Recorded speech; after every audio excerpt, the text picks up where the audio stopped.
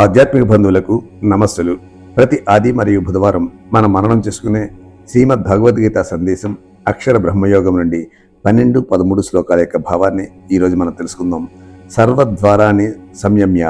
భౌతిక శరీరానికి ఇంద్రియాలు అన్ని ద్వారాలే. శరీరం ఒక నగరంగా చెప్పి ఆ నగరానికి పంచేంద్రియాలను ద్వారంగా చెప్తాం. అన్ని ద్వారాలను క్రమంలో పెట్టుకుని ఇంద్రియ శిక్షను ఇచ్చుకున్నప్పుడు వ్యక్తి యందు గొప్ప లక్షణాలని అభివృద్ధి చెందుతాయి. మనోవృద్ధి నిరుద్యచ. మనస్సును నిశ్చలపరిచి హృదయమునందు ఉంచాలి. శరీరంలో షట్చక్రాలు ఉన్నాయి అని అంటాం.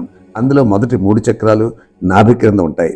4వది అనావాహత, అది హృదయ చక్రం, అది ధ్యానానికి స్థావరం.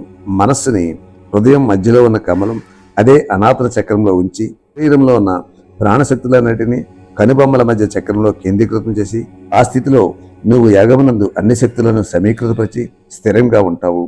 13వ శ్లోకం దైవం యొక్క ఆ ఒక్కక్షరాన్ని చెబుతూ నన్నే స్మరిస్తూ నన్నే ధ్యానిస్తూ ఆ స్థితిలో శరీరాన్ని వదిలినట్లయితే అతను ఉత్తమోత్తమ స్థితిని పొందుతాడు.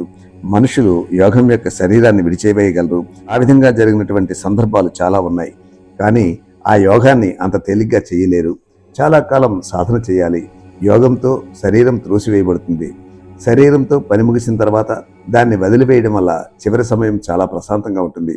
అప్పుడు మనసు చుట్టూ ఉన్న ప్రపంచాన్ని దుఃఖిస్తే దుఃఖించి నేను మాత్రం నవ్వుతూ వెళ్ళిపోతున్నాను అనే మనోవైఖరి ఉంటుంది. తరువాత వీడియోలో 14-15 శ్లోకాల యొక్క భావాన్ని మనం తెలుసుకుందాం.